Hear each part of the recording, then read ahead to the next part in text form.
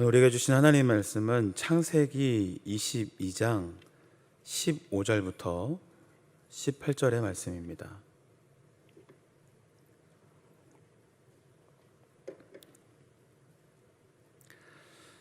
교독하시겠습니다.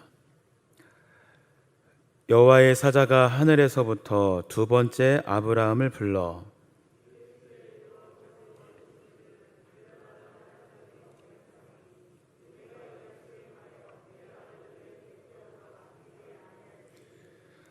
내가 내게 큰 복을 주고 네 씨가 크게 번성하여 하늘의 별과 같고 바닷가의 모래와 같게 하리니 네 씨가 그 대적의 성문을 차지하리라.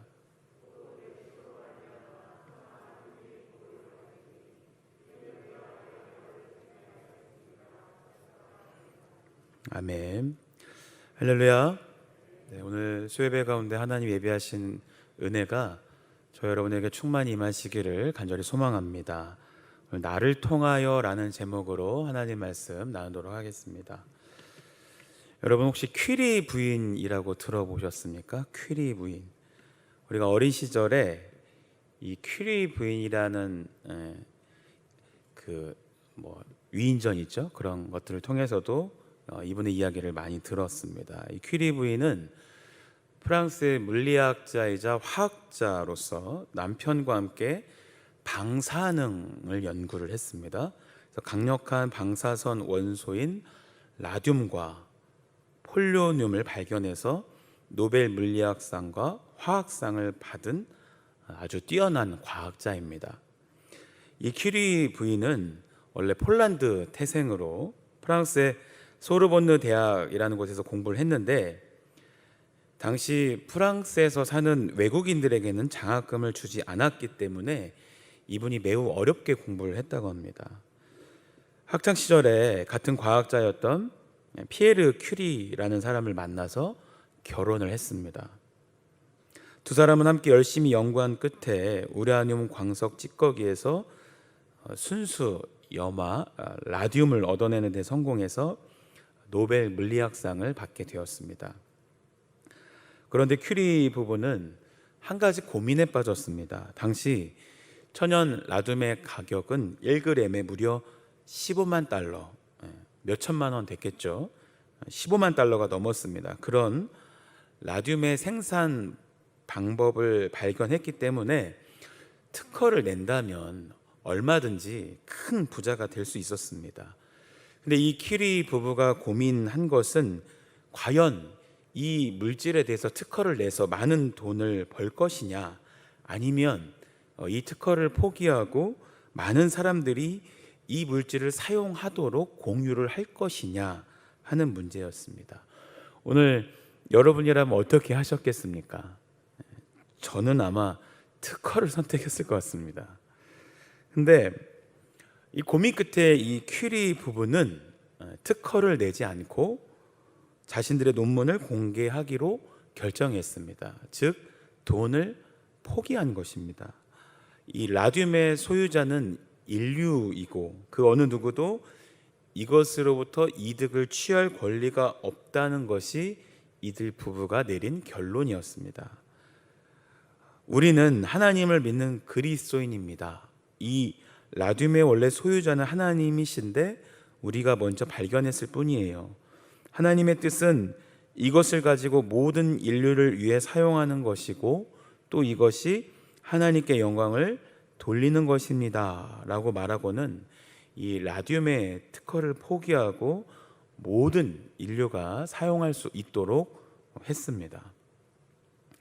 이 일을 두고 우리가 잘 아는 아인슈타인 박사는 저명 인사들 가운데 명성 때문에 부패하지 않은 유일한 인물이 있다면 피에르 큐리와 마리 큐리다라고 그렇게 찬사를 보냈다고 합니다.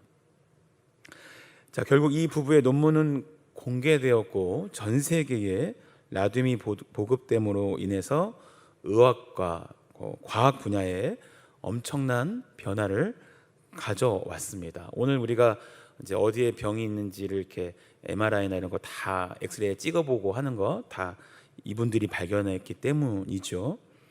쉽게 말하면 많은 사람을 이분들이 이롭게 한 것입니다. 어떻게 보면 서양의 홍익인간이죠. 널리 사람을 이롭게 하는 홍익인간 정신을 가진 사람들입니다. 오늘 본문 15절로 16절을 한번 보십시오. 여호와의 사자가 하늘에서부터 두 번째 아브라함을 불러 이르시되 여호와께서 이르시기를 내가 나를 가리켜 맹세하노니 네가 이같이 행하여 네 아들 네 독자도 아끼지 아니하였은즉 했습니다.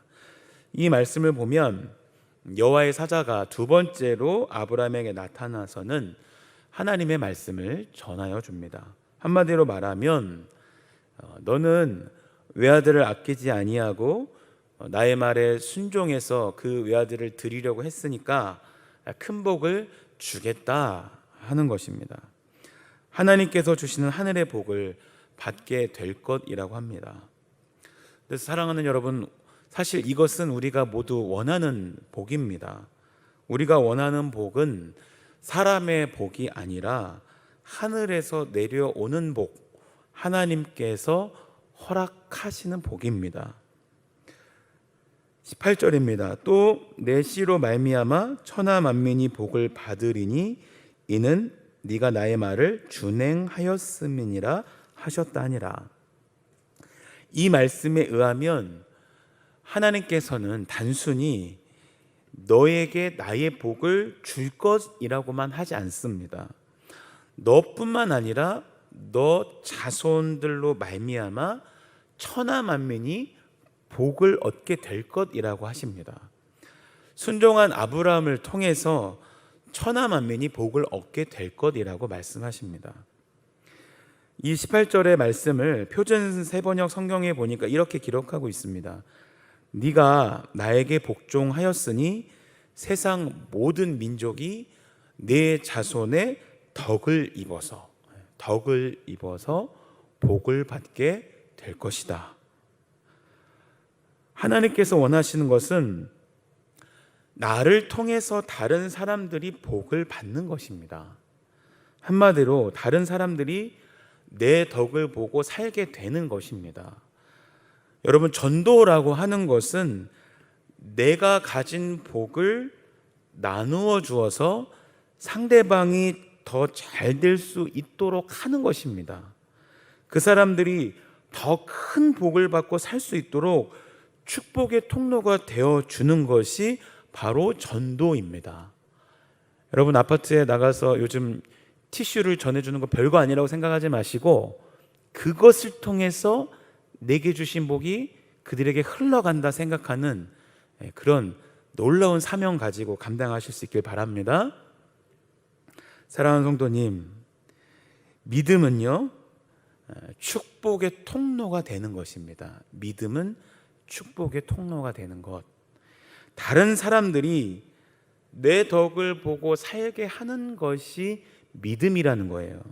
내 가족들이 내 덕을 보고 살아야 됩니다. 내 친구들이 내 덕을 보고 살게 해야 됩니다. 그리스도인은 나라와 민족을 이롭게 하는 인생이 되어야 할 줄로 믿습니다. 교회 때문에, 우리 여주교회 때문에 여주시가 잘 되고, 우리 여주교회 때문에 나라가 잘 되고 세상이 복받게 되는 일이 있어야 된다라는 것이에요. 속으로 다 아멘 하고 계신 거죠?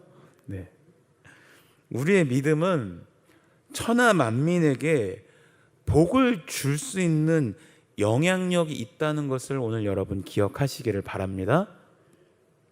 혹시 여러분, 지금 여러분은 남의 덕을 보고 계십니까? 아니면 남에게 덕을 주고 계십니까?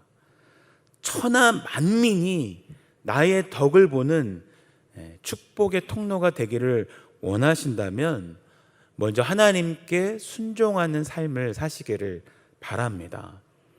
아브라함이 하나님의 축복을 받은 비결이 무엇일까요? 하나님의 말씀대로 순종하였기 때문입니다. 한 사람이 믿음으로 순종하면 세상을 바꿀 수 있는 힘이 생긴다라는 것을 아브라함을 통해서 우리가 배우게 됩니다. 예수 그리스도의 순종은 온 인류를 구원했습니다. 요나의 순종은 니느웨 가운데 회개의 역사가 일어나게 만들었습니다. 허드슨 테일러라는 중국 선교사가 있는데요, 그 선교사님의 순종은 그 중국 선교의 문을 열었습니다.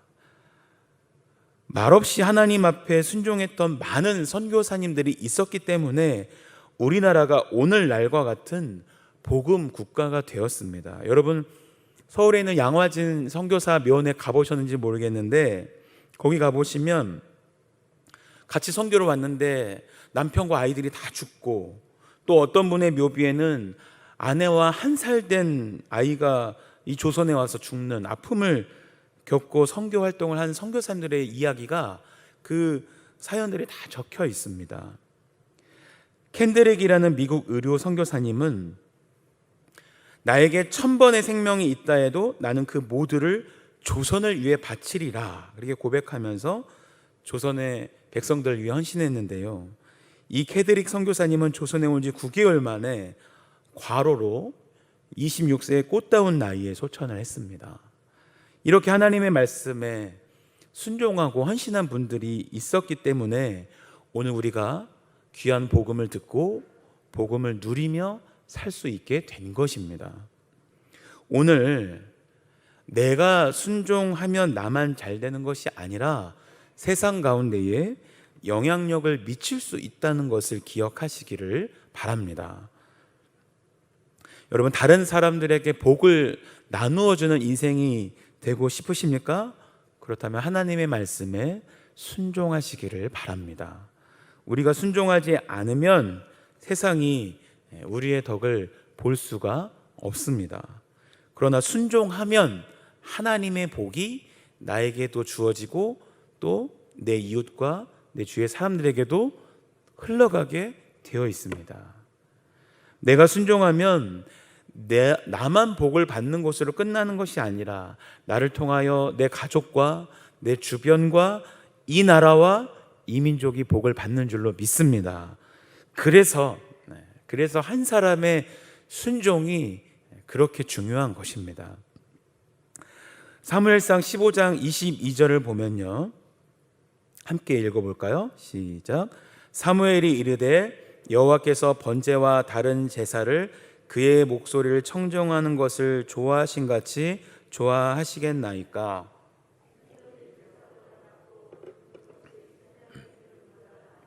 아멘. 우리가 너무 잘 아는 순종이 제사보다 낫다는 말씀입니다. 하나님께서 사울 왕에게 아말렉 족속을 하나도 남기지 말고 진멸시키라는 명령을 내리셨는데, 사울 왕은 아말렉 군사들을 다 죽였지만 전리물인 양과 소와 가축들을 죽이지는 못합니다. 아까워서 죽이지 못하고 데려옵니다. 이 일에 대해서 사무엘이 책망할 때 사울 왕은 하나님께 제사를 드리기 위해서 다 가져왔다 하고 변명을 합니다. 그때 사무엘이 던진 메시지가 바로 사무엘상 15장 22절의 말씀입니다. 하나님께서는 번제와 제사보다 그 목소리에 순종하는 것을 더 좋아하십니다. 왕이 여호와의 말씀을 버렸으므로 여호와께서도 왕을 버려 왕이 되지 못하게 하실 것이라고 합니다. 즉, 사울의 불순종은요, 사울에서 끝나지 않았습니다. 사울로 인해 이스라엘 전체가 어려움을 겪게 되죠. 한 사람이 순종하면 하나님의 축복이 그 나라 전체에 임하지만, 한 사람이 불순종하면 나라 전체가 어려워지더라는 겁니다. 사랑하는 성도님, 오늘 내가 순종하면 나의 가정에 하나님의 복이 임하게 될 것입니다. 오늘 우리가 순종하면 이 나라와 이 민족이 바뀔 수 있는 줄로 믿습니다. 우리가 순종하면 열방을 축복할 수 있는 위대한 믿음의 사람이 될 수 있습니다. 그래서 순종은 굉장히 중요합니다.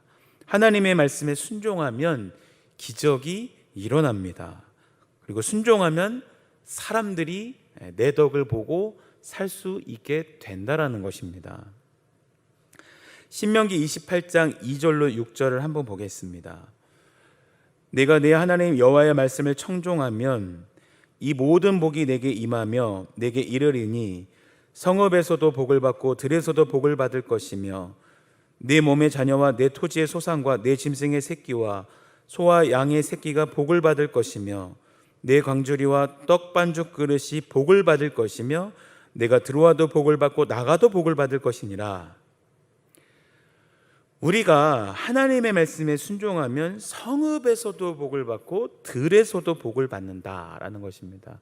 이 메시지 성경의 이 부분을 보니까 하나님의 복이 도시에도 내리고 하나님의 복이 시골에도 내릴 것이라고 하는 것입니다. 그러니까 어디에 있든지 하나님의 복이 함께 하신다라는 것이에요. 사랑하는 여러분, 오늘 저와 여러분이 이런 복을 받는 귀한 인생이 되시기를 주님의 이름으로 간절히 축복합니다. 자, 반면에 불순종하면 어떤 일이 생길까요? 신명기 28장 15절에 네가 만일 내 하나님 여호와의 말씀을 순종하지 아니하여 내가 오늘 내게 명령하는 그의 모든 명령과 규례를 지켜 행하지 아니하면 이 모든 저주가 네게 임하며 내게 이를 것이니. 하나님의 말씀에 불순종하면 저주가 있겠다고 말씀하고 있습니다. 쉽게 말하면 망하는 지름길이 되고 만다라는 것입니다. 근데 망하면 나만 망할까요? 아니에요. 한국교회가 무너지면 이 나라와 이 민족도 같이 무너집니다. 우리가 불순종하면 우리만 끝나는 것이 아니라 우리 가족과 그 주변에도 영향이 있다는 것을 오늘 여러분 기억하시기를 바랍니다. 믿음의 사람에게는 복을 나누어 줄 수도 있고 저주를 나누어 줄 수도 있는 영향력이 있다는 것을 분명히 오늘 깨닫고 돌아가시길 바랍니다. 오늘 여러분의 마음은 한 마음이지만 그 마음 안에서부터 복을 나누어 줄 수도 있고 저주를 나누어 줄 수도 있다는 거 기억하시길 바라요. 세상이 우리의 덕을 보고 사는 인생이 되기를 원한다면 여러분, 그래서 나누는 삶을 사시기를 바랍니다. 믿음의 사람은 나누어야 합니다. 사랑도 나누고 물질도 나누고 지식과 지혜도 나누어야 합니다. 내가 움켜쥐고 있으면 세상이 내 덕을 보지 못합니다. 믿음의 사람은 여러분 없다고 말하는 사람이 아닙니다. 세상은 열등감에 빠지기를 좋아합니다. 저 사람에 비해서 나는 가진 것이 없다고 생각하는 것이 세상 사람들의 일반적인 생각입니다. 그러나 우리 믿는 사람들은 여러분 없다가 아니라 주님이 주신 복을 세어보는 사람들입니다. 이래서 감사하고 절에서 감사하고 감사가 넘치는 사람들이 바로 믿음의 사람인 줄로 믿으시기를 바랍니다. 예전에 한 신실한 40대 여자 집사님이 자신의 신장과 간을 기증해서 나누는 삶을 실천해서 화제가 되었습니다. 몇 년 전에는 알지도 못한 사람에게 자기의 신장을 떼어주었고 건강이 회복되니까 이번에는 자신의 간을 기증했습니다. 이분 무슨 그죠? 토끼와 그 별주변에 나오는 그런 분도 아닌데 어떻게 이렇게 다 떼어준지 모르겠어요. 근데 이분이 언론과의 인터뷰에서 이렇게 이야기를 했습니다. 하나님께서 나에게 건강한 육체를 주셨고 나눌 수 있는 것은 이 몸밖에 없기 때문에 나는 내게 있는 것으로 나눕니다. 멋있죠? 이 말을 보고 저도 열심히 운동을 해서 간을 제대로 좀 만들고 좀 기부를 해야 되나 이런 생각도 해보게 되는데 여러분 이것이 주님의 마음인 줄 믿습니다. 돈이 있어야 나눌 수 있는 게 아닙니다. 나눌수록 우리가 더 많은 것을 나누게 됩니다. 나누어야 풍성해져요.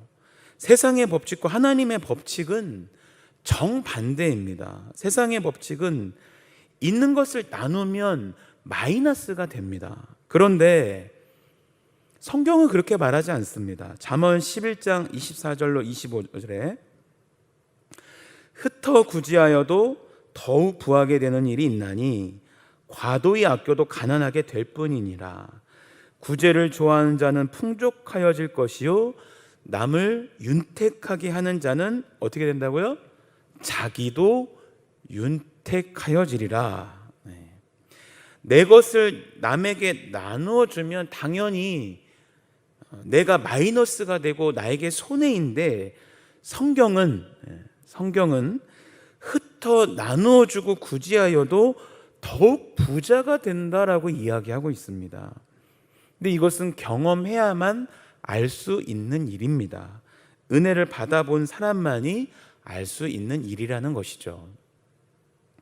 또 남을 윤택하게 하는 자, 다시 말해서 구제를 좋아하는 자는 풍족하여진다고 했습니다.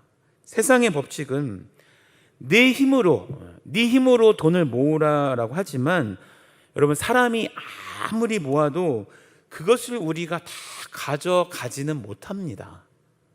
사랑하는 성도 여러분, 그럼 중요한 것은 무엇일까요? 바로 믿음입니다. 믿음. 하나님 믿고 살면 이러한 것들을 뛰어넘을 수 있는 힘이 우리 안에 생깁니다. 그래서 우리 아까워하지 말고 나누어 주시기 바랍니다. 계산하지 말고 나누어 주시기 바랍니다. 나눔이 있어야 영향력이 있고, 나눔이 있어야 세상이 우리의 덕을 볼 수 있습니다. 세상이 우리의 덕을 볼 수 있도록 나누는 삶이 되시길 바랍니다. 나누라는 것은 물질뿐만 아니라 내게 주어지는 시간, 어떤 재능, 또 우리의 열정, 에너지, 아니면 우리가 먼저 복음을 소유한 자들이니까 우리의 복음 나눌 수 있는 여러분 되시길 바랍니다. 정말로 세상이 내 덕을 보고 살게 하고 싶다면, 한 가지 또 우리가 알아야 될 것은 배 아파하지 말아야 됩니다. 우리가 누군가에게 나누고 섬기면 그 사람이 정말 나보다 더 잘 되기를 바라는 그런 마음을 좀 가져야 합니다. 다른 사람이 내 덕을 보고 사는 것 좋은 걸까요? 안 좋은 걸까요? 좋은 것이죠. 그리고 나누고 섬기는 것도 좋습니다. 문제는 그 사람이 나보다 더 잘 되는 것을 못 견뎌 하는 것입니다. 그 사람은 계속해서 내 덕을 보면서 살면 좀 좋겠는데, 입장이 바뀌어서 내가 그 사람의 덕을 봐야 하는 상황이 오면 마음이 쉽지 않은 게 사실입니다. 여러분, 그렇죠? 네, 그렇잖아요. 입장이 바뀌면 배 아프잖아요. 사람에게는 남이 슬퍼하고 아파하면 같이 아파하고 같이 울어주어도, 이상하게 한국 사람들은 남이 잘 되고 기뻐할 때에 함께 기뻐하는 것을 굉장히 어려워하는 속성이 있습니다. 그래서 사촌이 땅을 사면 어떻게 해요? 배가 아프다, 약을 먹어야 된다, 그런 말이 있잖아요. 옆으로 다니는 그 개는 한 마리만 통 속에 넣어놓으면 잃어버릴 확률이 높다고 하죠. 언젠가는 분명히 기어 나와서 사라져 버리니까요. 그런데 여러 마리를 함께 넣어두면 절대로 잃어버리지 않는다고 합니다. 왜냐하면 한 마리가 기어 올라가면 다른 개가 못 올라가도록 끌어내리기 때문이라고 합니다. 우리가 정말로 세상이 내 덕을 보고 살게 하려면 사촌이 땅 사는 것을 배 아파하는 것이 아니라 좋아해주고 박수 쳐주고 축복해야 될 줄로 믿습니다. 우리 오늘 여기 모여 계신 우리 여주교회 성도님들만은 사촌분들이 땅을 사셔도 박수 쳐주실 수 있는 여러분 되시길 바랍니다. 우리는 하나님께서 오늘 우리에게 주신 복으로 다른 사람들을 유익하게 하고 그 사람이 또 다른 사람을 섬기게 하는 자임을 잊지 마시기를 바랍니다. 그것이 하나님께서 우리에게 복을 주시는 이유입니다. 사랑하는 성도님, 말씀을 통해서 우리가 깨달은 것처럼 이제는 나를 통해 내 이웃이, 나를 통해 내 가정이, 나를 통해 우리가 속한 공동체와 이 사회가, 이 나라가 복을 얻을 수 있기를 기대합니다. 주님께서 주신 복을 인하여 내가 복된 인생이 되고, 그래서 거기에서만 그치는 것이 아니라 나의 복된 인생을 통해서 세상 사람들에게, 예수 믿지 않는 사람들에게도 그 복이 흘러 가도록 하시는 여러분들 되시기를 바랍니다.